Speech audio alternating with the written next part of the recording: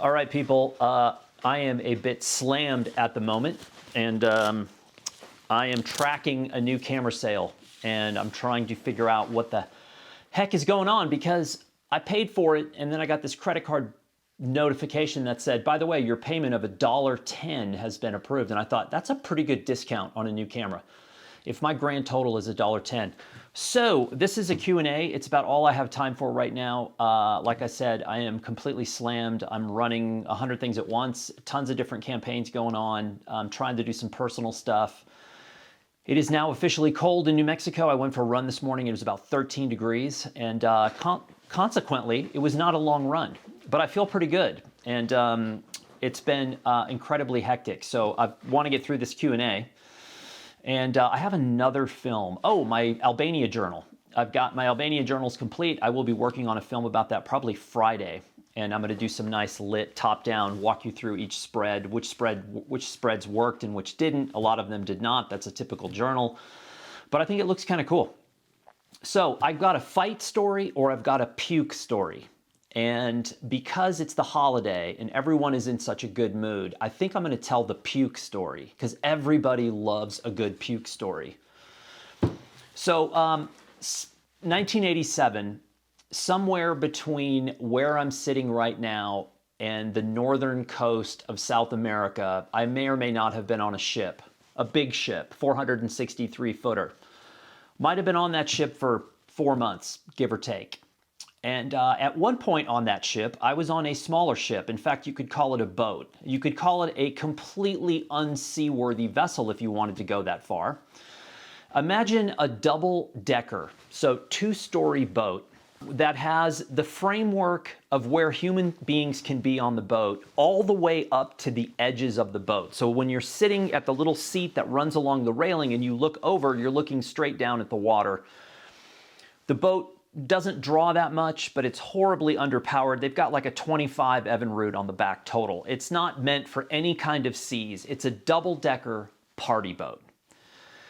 Never get on one of these. And there's a reason why I was on this boat, and it was valid at the time, but it's not a good reason for anyone to ever go on a boat like this. But I found myself on this boat. This boat was a better alternative to where I would have been had I not been on this boat, which tells you how bad the other alternative was.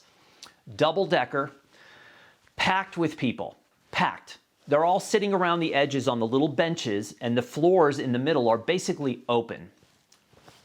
We get out about an hour, not straight offshore. We're kind of going up a coastline, attempting to make it to a beach where everyone is going to spill off of this boat like the plague and just infest whatever beach and island we end up on. Horrible scenario.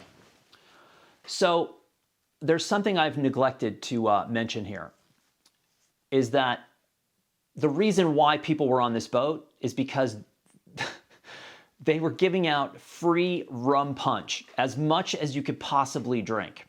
Now, for those of you uninitiated, to make rum punch, especially in a situation like this, you can make good rum punch, but that's not what was being served here. Imagine the cheapest Fireball rum that you could possibly get, like super high alcohol content, very little refinement. Dump that into a big vat, then fill it with as much sugar as you can find, and then fill it with spice, like island spice, just so that you keep a little bit of the island flavor going on here. Fill this giant vat, take people out on this boat, let them drink their faces off, and then take them to this beach and then let them spill out and pollute the beach, get back on the boat, try to survive the trip home.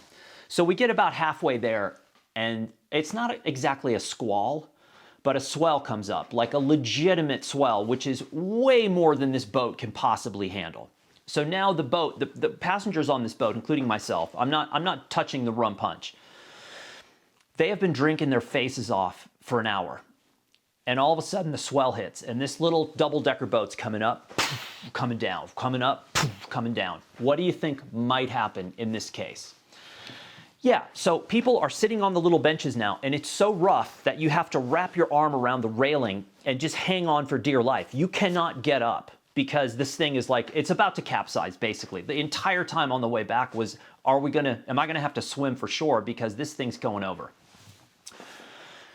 By now the spray is coming up over the front of the boat and it's coated those big open areas, which are made out of like linoleum. And you throw water on linoleum, you might as well throw Crisco on there. It is like pure ice. So you've got to hang on to the railing. You cannot get up to step across. So this boat's taking a beating, everyone's drinking their face off, and someone spews, right? What happens in a crowd when one person spews? Yeah, everyone starts spewing. This sets off a spew chain reaction, right? I'm on the upper deck because I'm thinking when this thing goes over, I'm diving as far away from the ship as I can. I know I'm gonna make it because I can swim and I'm okay in water like that. I'll make it to shore.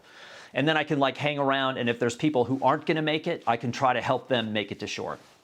The first person spews up in that area. Someone in their infinite wisdom, trying to get away from the fact that someone just puked on the upper deck, makes a break for the staircase. Well, they hit that linoleum floor, which is now covered in puke, and it's like an ice rink. And bam, their feet are out from underneath them. They're on their back. They're like a turtle. Their arms and legs are up in the air, and they're sliding from one side of it to the other, front to back. It's like, what do you call that? Foosball. No, not foosball. What's the ice hockey game, the little ice game that you think where the puck flies around? And now there's like spew over here, chain reaction. Now I'm mystified. I'm just so mesmerized by the whole thing. I'm like, this is the greatest thing I've ever seen in my life. And here's the photography angle. All I could think of was, this is why I want to be a photographer. So I can bring moments like this home to my family and my friends and the rest of the world. Because it set off a puke chain reaction. There must have been 30 people puking on that floor at the top and then making a mad dash for the staircase, and every single one of them fell, landed in it, and then slid all around. And I just knew I was going to be a photographer at that moment, and I knew that you would enjoy that story. And that was worth however long we're talking here, 7 minutes. That was probably the best 7 minutes I've ever done on YouTube.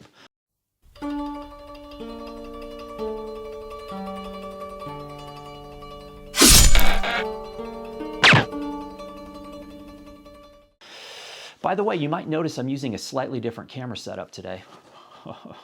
Because I'm a big shot. Okay. First question is, what do I think of the World Cup?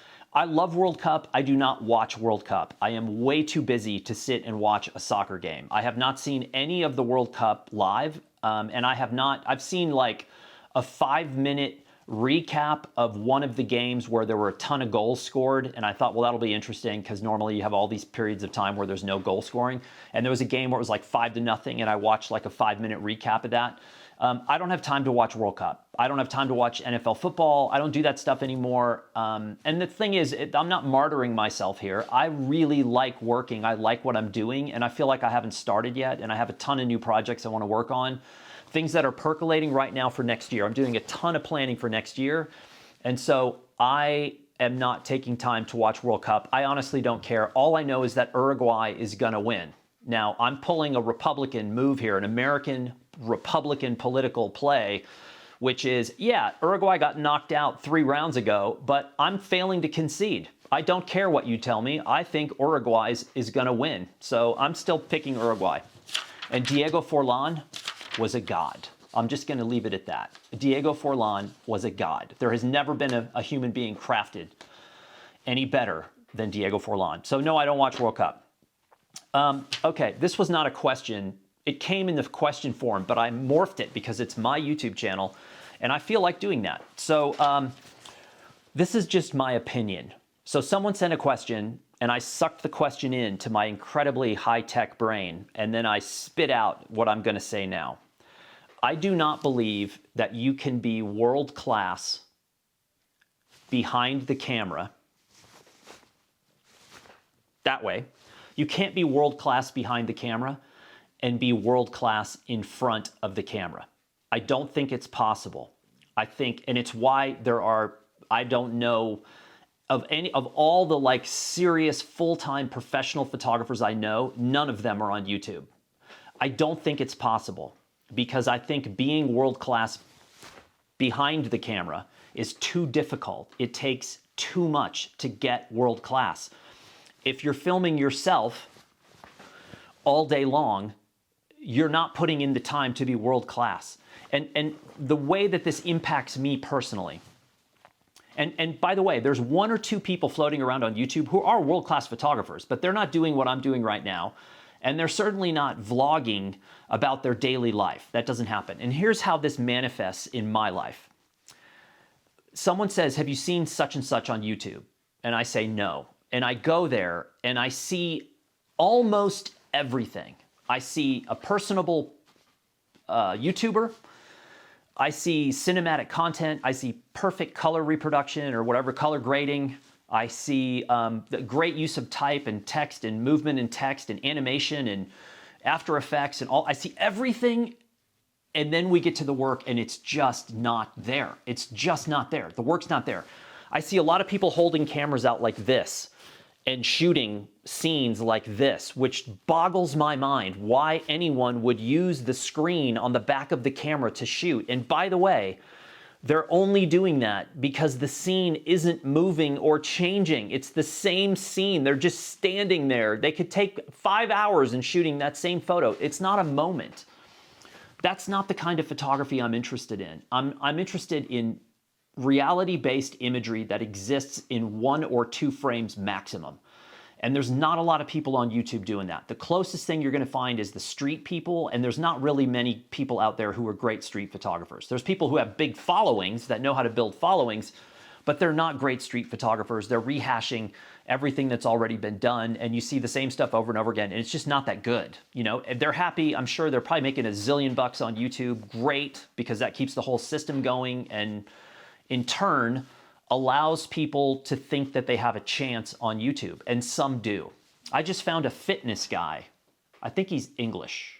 Pretty sure he's English. He likes jellied eels and eats horrible breakfast food. Not really. But he has a sense of humor. And I don't think he's been doing this YouTube very long, and he's got like probably, I think he had like several 100,000 subscribers.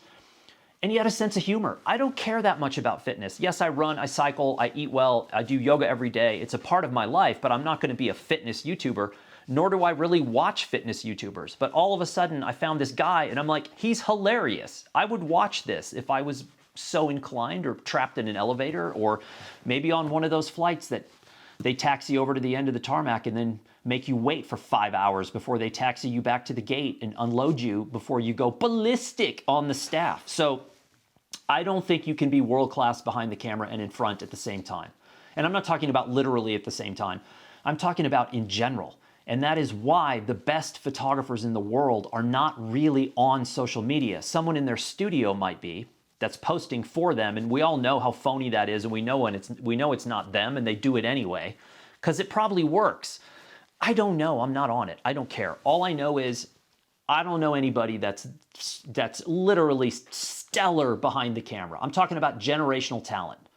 And there's only a handful every generation. All of the rest of us are derivative, painfully derivative. Okay, number 2, what's the most important thing you learned in anthropology? So for those of you who don't know, I have a major in photojournalism. I minored in Spanish and anthropology, but the School of Communication did not honor minors for whatever reason, like I care, like anyone in my life ever looked at my resume from college from the second I walked out the door. No, it didn't matter. I love anthropology. I think it's an incredibly difficult field to work in today. What I learned about in anthropology was I had a lot of great instructors, and I had some oddball instructors. I had a guy who lived in his van in Mexico for like 20 years, and he lived with the Tarahumara. He lived with the Lacandon. And in the early 1990s, when I had his class, there were only 250 Lacandon Indians left in the world. And I don't know how many are left now, but my guess is even fewer. And he had lived with them. We had to read in one semester 21 books to be in this class. He kicked our asses. He was an amazing instructor. I learned a lot about Indians of Central and South America. The other class that I learned a lot in was taught by a woman named Robbie Davis Elizabeth Floyd, and she taught a class on birth. And how I ended up in this class, I have no idea. That was not something I would sign up for. She blew my mind. She had been a birth specialist, traveled all over the world, from the Eskimo villages to all over these remote parts of the world, and watched and helped local women give birth. And she blew my mind. Things like what happens when Pitocin hits the fetal monitor and what happens in a hospital when Pitocin hits the fetal monitor and sends the fetus into fetal distress, which means C-section, which is one of the reasons why there's so many C-sections, all of these things. And I'm like, huh? I'm like 18 years old. All I'm thinking is, don't get anyone pregnant. And now I'm in a class about birth. So it was fantastic. I absolutely loved anthropology. I feel like I probably should have majored in it, although I don't think I would have gone on to be an anthropologist, because I think it's such a difficult field to work in, and there's so many anthropologists in the world today. It's not like the 50s and 60s where there were a few number of those folks running around. I love it. It's basically the study of human behavior, and as a photographer, I'm not sure there's anything better that you could learn. Number 3, did you buy a Q2? A Leica Q2? No, I did not buy a Leica Q2. I bought, well, one of the reasons why I'm having to like monitor what the heck is happening with my email right now is because I'm literally within the last 15 minutes, I bought a second camera body. So I bought a Fuji X-H2S, which I'm using right now. I bought a 2314, which I'm using right now. I bought a 3314, which is in my bag. I bought, I'm trying to buy a booster. They're hard to find. And as of 30 minutes ago, I bought an XH2, which is the 40 megapixel camera, with the idea being that this is the body I use for most of my motion content, and the 40 megapixels what I use for most of my stills. I have not used this camera a ton. I just got it, and I am slammed with work that is unrelated to photography. It's been a bit frustrating not being able to get out in the field and use it more. I'm hoping maybe tomorrow in Albuquerque I get an hour or two where I can go use it. I don't care what I shoot. I'll shoot fence posts if I have to. So far, using this camera, it is absolutely stellar. But remember, I'm primarily a Fuji X-T2 guy. I had an X-T4. I never liked it. I didn't use it very much. So I got rid of it. It's for sale in New York, by the way, if anyone wants it. I forget the name of the place. Photo something in New York has it. Long story. Hopefully it'll sell at some point. I never used it. So I'm basically a guy who went from X-T2s to the X-H2S. That's at least 4 generations, maybe 5. So that's a monumental leap in performance across the board. The camera, the footage, the stills, the quality of the stills, the responsiveness of the camera, the size of the camera, everything, it is stellar. And as you know, I was kind of on the fence. I was 50-50. I was gonna go Sony or continue to use Fuji. And cost-wise, I mean, and this is what, when you asked me about the Q2, I did not buy Q2. I'm buying, and remember, I get a little discount. I'm not gonna go into the details here, but I get a little discount with Fuji, thank God. So you're talking about an XH2S, an XH2, a 2314, 3314, and a booster, plus this newfangled memory card, whatever the big memory card thing is, Type B, something like that, whatever, Type 2, Type B. I had to buy that and a reader. All of what I just mentioned, all of it together, less than a Leica Q2. Think about that. And here's the thing, I love the Leica Q2. I think it's an incredible camera. I think the Leica Q3 is gonna be insane. 60 megapixels, maybe they help the IBIS a little bit, maybe they put a microphone jack. That camera is gonna be stellar, right? There's no doubt, and the Q2 is stellar. I need a system camera. I need a system camera. I need a camera that I can shoot anything, anywhere, anytime. Video interviews, I need something with a long glass for doing birding stuff. I need short, fast lenses for my reportage. I've got a couple of, I'm going back to Albania in May. I'm going to Peru. I'm going to Lebanon. I've got a couple of self-assignments that I'm going to send myself on for AG23. I need a system camera, and the Q2 or Q3 is just not that. You know, it is what it is, and for what it is, it's insane. And yes, if someone gave me one, I would certainly use it, but I'm not going to spend that much on one camera. Number 4, Aral Sea project. Somebody reached out and said they were going to do a project on the Aral Sea. And the Aral Sea, if you don't know this story, it is not good. It is what I would use, one of my all-time favorite words is the word grim, G-R-I-M, grim. It's grim. Hunter Thompson used grim masterfully in his writing. Always loved it. He says, I don't know anyone and I don't know the language. Like, what the heck do I do? The number one thing is you have to realize is the story on the drying up of the Aral Sea has been told numerous times, and it's been told really well. That does not mean you don't go and do the same story. What that means is you have to find your angle. That could be a personal angle. That could be an update, a refresher, where you reference the work that's been done, but say, hey, look, there's an added thing that's happening here. Or you reduce this to a granular level, which could be something along the lines of, here's Vladimir. Vladimir lives on the shore of the Aral Sea. He was a fisherman, and guess what? There's no water. Like, the Aral Sea is completely dried up. You could go find the source of the Aral Sea. You could do any of these things to refresh the global knowledge base in regards to what's happening to the Aral Sea. Or you could actually use the Aral Sea and compare it to something like Lake Powell or the Colorado River, what's happening there. All of these parallel things happening around the world. But remember, climate change ain't real. Oy, oy, oy vey. So that's what I would do. I would still go because, one, for me personally, I look at the spacing of subject matter around the Aral Sea, and I'm jealous immediately. That's my spacing. That's the kind of area I like to work. I would go, I would find a personal story, a granular story, or I would connect it to another location in the world. And you don't have to visit the second location. You can use the data and the graphics and the effects from another location and incorporate those into your project. Number 5, what is my favorite fish to fly fish for? I love these non-photography questions. This is basically, life can't be just about like pixels and crap like that, for crap's sake. Might surprise you. It's not salmon and it's not trout. It doesn't matter what kind of trout. It's not rainbows, it's not brookies, it's not cutthroat, it's not browns. My 2 favorite fish to fly fish for are northern pike, which are basically psychotic fish. These fish, if they were humans, would all be in federal prison. They are crazy. You can tie car keys to your lure and just hang it. You don't even have to cast. Just hang it over the edge of the boat and pike will come out of the water at it. They're the most pissed off species I've ever seen. They also have incredible teeth and jaws. And I don't use a leader.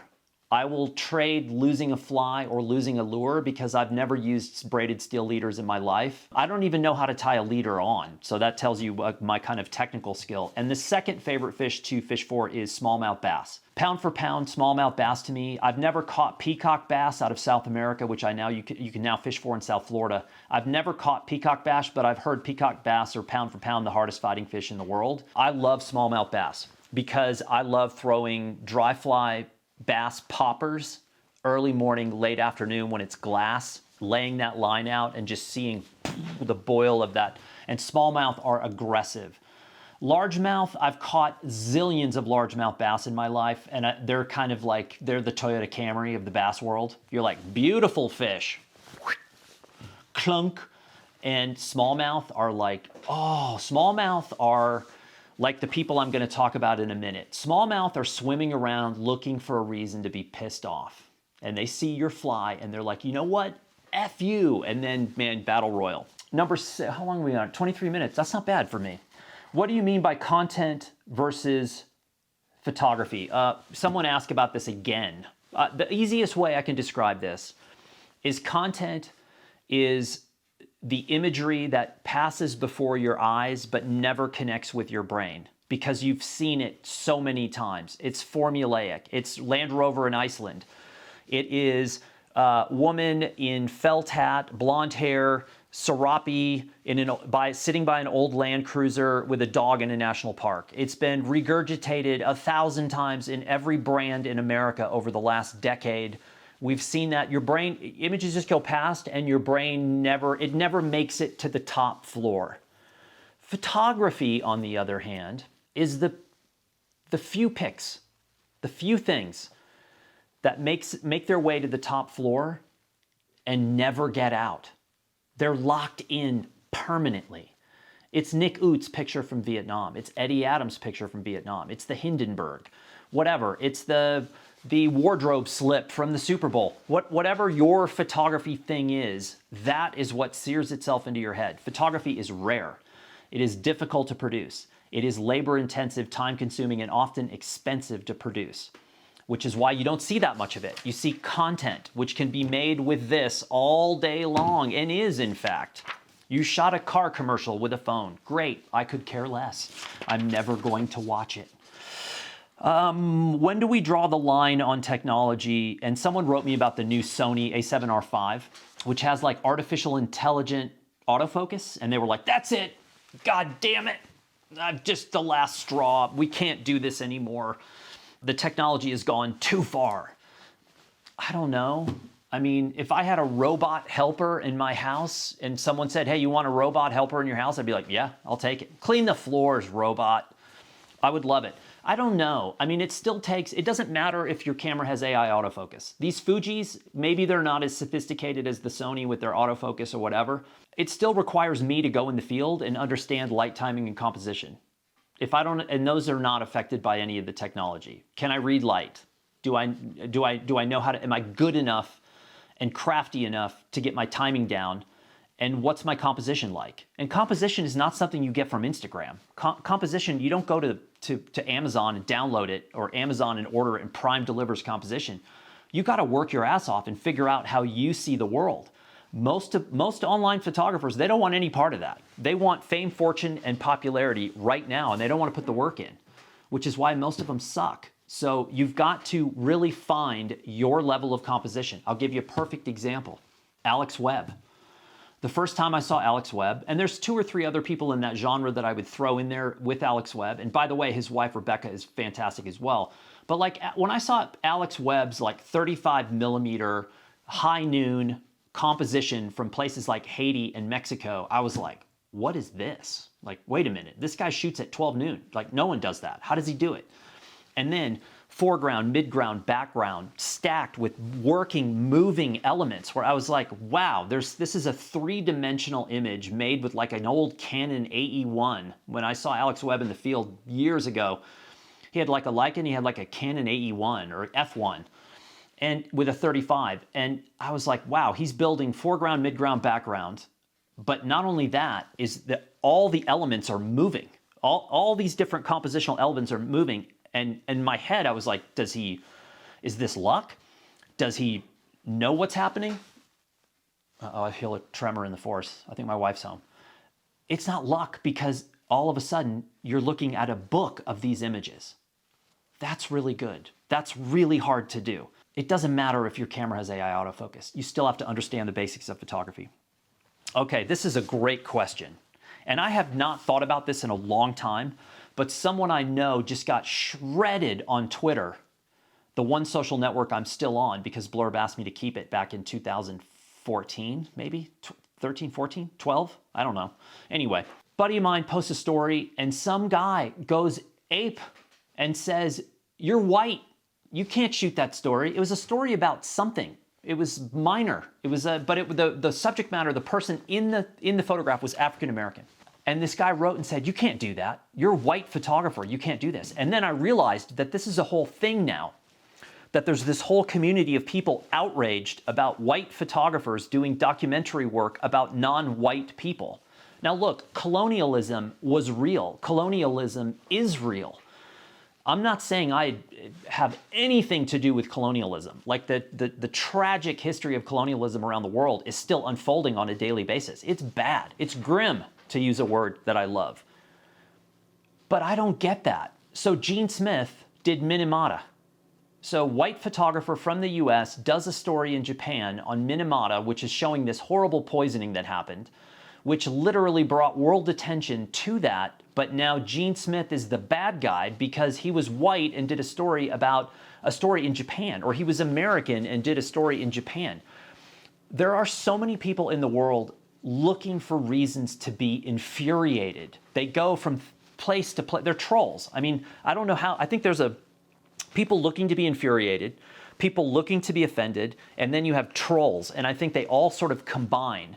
A couple of years ago, a guy on Twitter, of course, guy I've never talked to, never reached out to me, just went on Twitter and said, all you do on your interviews is white guys.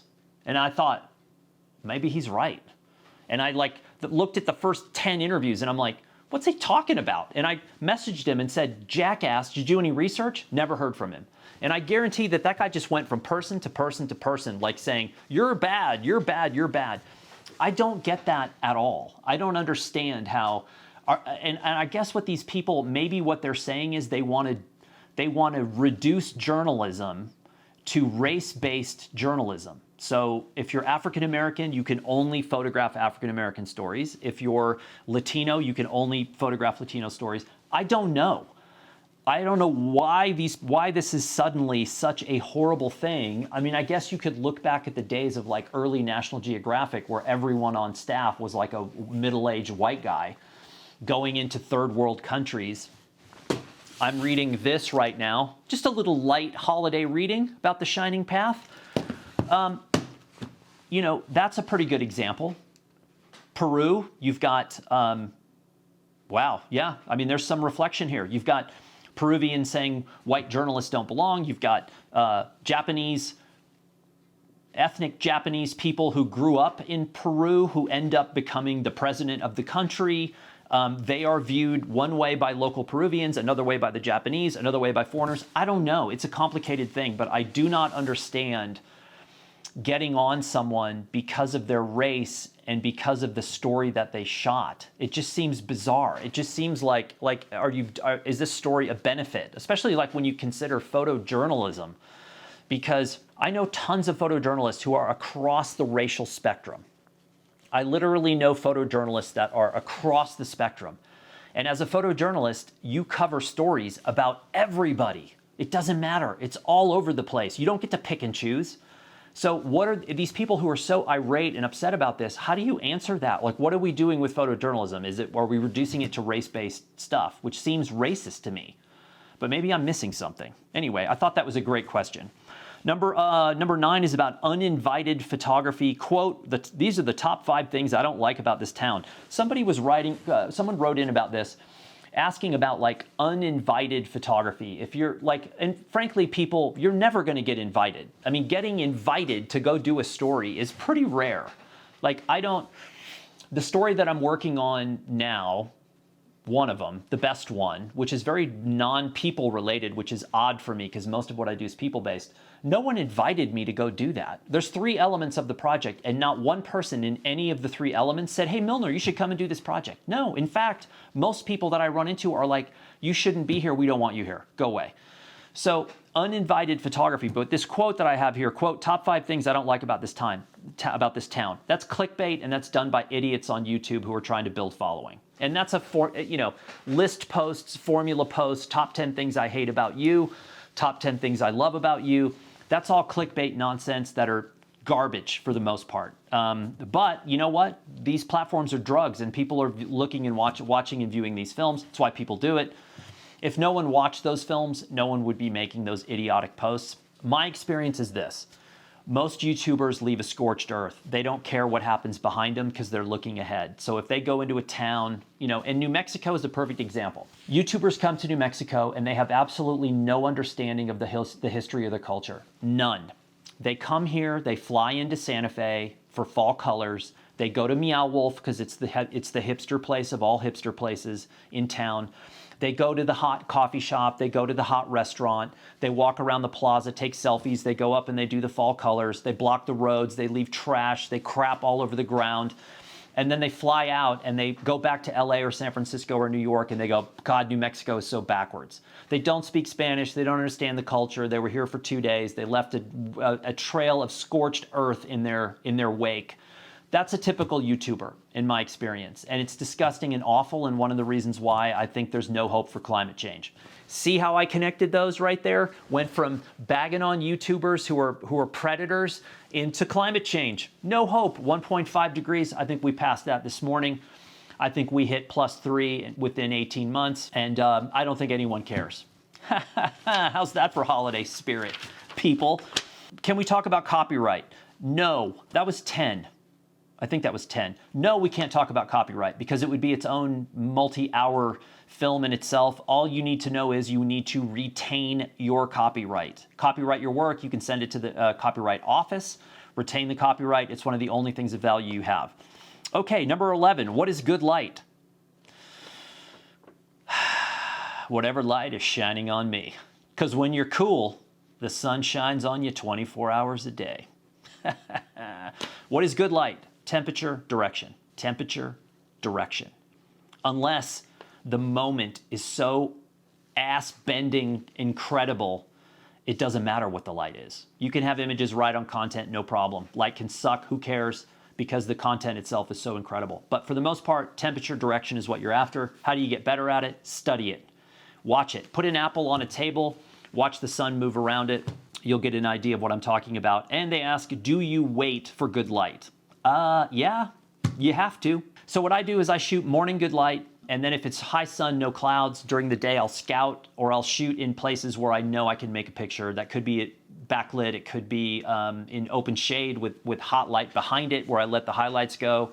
And then I go back out in the late afternoon, evening where the light's getting good. Digital cameras have changed all that because they see in the dark so profoundly well that it's not like the film era where even at 3200 you're going to lose stuff, you know, in the shadows at night. These things see in the dark, so it's really changed. I shot 3 or 4 pictures in the dark last week that I actually really like, and so that's that. I would have never shot those on film. I wouldn't have even bothered taking the camera out with film, but with digital they worked really well. Okay, this is the last point, point number 12, and I've been talking about this a lot, so I apologize if I've gone over this 2 or 3 times. But I just wanted to phrase it in a way that maybe might be more impactful. A lot of people asking me about selling prints and selling small editions or single editions of one or small runs and books in small numbers and everything. And I think a lot of people have gotten the cart before the horse. I think if you want to sell prints, fine. There's 2 things I would make sure. Make sure that the prints are really good and that the framing is really good and the fulfillment is effortless on your end. Your images are up on a site, someone chooses it, they choose the size, you choose the paper, you're choosing the frame and saying, here it is, it's an open edition, you know, you could sign the back of the print if you want, but you don't need to. Just do open edition prints, because when people start talking about micro editions and editions of one and this size and that size, whatever, this is something you have to turn on, and once you turn it on, you can never turn it off for the rest of your life. Think about that. If you're suddenly Mr. I'm going to sell prints, which is great, and I think actually quite a few people can sell prints, but if you say I'm going to do an 810 series, an 1114 series, editions of 5, signed and numbered, you have to track those forever. You can't say 3 years down the road, you know what, I don't remember where I was in that edition, I'm just going to make a print in that same size and just put it out there. Because the people who bought those collections knowing they were editions of 5 are not going to be happy. And there's been plenty of lawsuits over the last 10 or 15 years of photographers being sued by collectors saying, what are you doing? You just blew the edition, you can't do that. This is a lifetime. You turn it on, there's no turning it off. You can't go back and say, oh, I forget all that stuff. I don't know where it is. You know, I was tracking it, now I'm not tracking it anymore. I don't really know. I haven't sold a print in a long time. I know that was an edition, but this person really wants it, and so I'm just gonna make one. You can't do that. So I would be very hesitant to do it at all, because here's the hard truth. We are going to end on some tough love. The reality is that 99.9% of you will never be in the art, photography, or art worlds. They don't want you. They don't want me. They don't want most of us. That is a game that you have to play. It's a high-level game. And it's not to say there isn't great work being produced in those worlds. There is. But the people who are producing it know how to play these games. They know, they have contacts. They look a certain way. They sound a certain way. They have a certain background. They have certain connections. All of that plays into being a part of that world. Do you even want to be in that world? I don't. The more I learn about those worlds, the less I want to be around them. That's me personally. You may look at it and say, my entire goal in life is to be a part of that community. Go for it. But I think for most of you, it's not going to happen ever. And I'm fairly certain that quite a few of you don't have any interest in that. So just sell prints. Someone followed me on Twitter the other day. I'd never heard of them. And that's all they do. They travel around the world. They make pictures in like cityscapes. And they have this selling prints and framed prints. And they look fantastic. And I was like, that seems like a pretty good life. These are not signed. They're not numbered. They're open editions. Who gives a crap? You think some corporate office somewhere who's going to drop $500, $1,500 on a print, they're not looking for signed and numbered. They're just looking for wall art. So do it. And it'd be way easier and way simpler. And then you don't have this like mounting archive of like stuff you have to track in the background. You see how helpful I am? How helpful I can be? That's really why I'm here. Why do I feel like I'm forgetting something? So I got to check my email again, because if I could get this camera for $1.10, I would almost feel guilty about it. But I don't think that's the case. But I'm waiting and hoping and hoping and waiting that it gets settled, because I cannot wait to get this camera and bust out some pure gold. Pure gold, baby. And I'm going to post every single one of these images in raw files, every one, on every social network I can, under the hashtag look at me. Look at me, look at me, look at me, look at me.